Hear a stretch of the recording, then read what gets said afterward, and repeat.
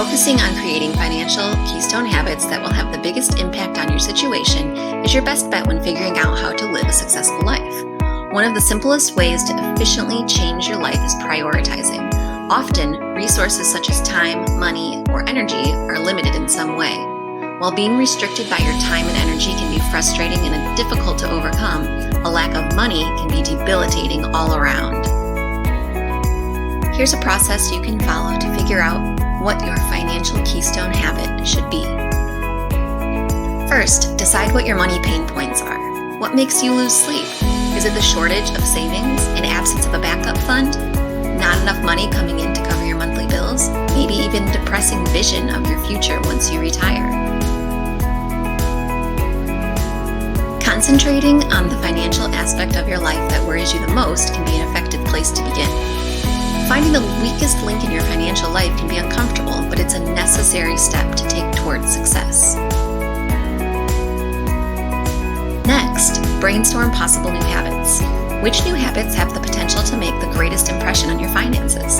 Simply being aware that you have to put more effort into growing your savings doesn't necessarily pinpoint the ideal habit to embrace.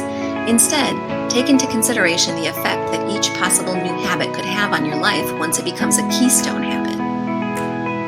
So, create a list of the potential habits you can adopt that are related to your main financial concern.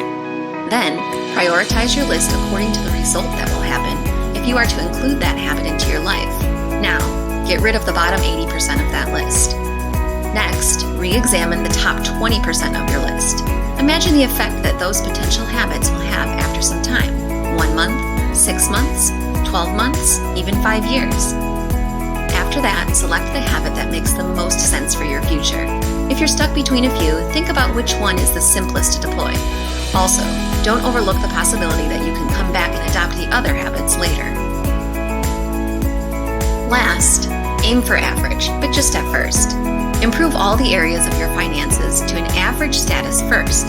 Don't try to be an overachiever right from the start. Make the worst parts of your financial life better, just enough so they are causing less stress.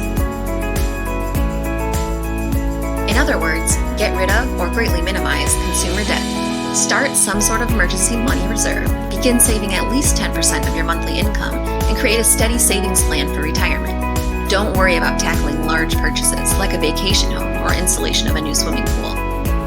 If you're less stressed about your finances, you have a better chance of creating financial keystone habits that will add the momentum you will need to reach your goals.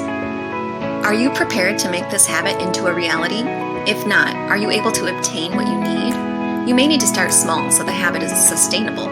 For example, if you're 50 pounds overweight and most of your time each evening is spent on the couch, you will need to start small if your chosen habit is to be able to run 5 miles a day. Habits, whether they affect your life physically, personally, or professionally, can't be mastered in a day. Certain habits when it comes to finances will require knowledge that you may not already have. Some habits might even present an initial position that's currently out of your reach.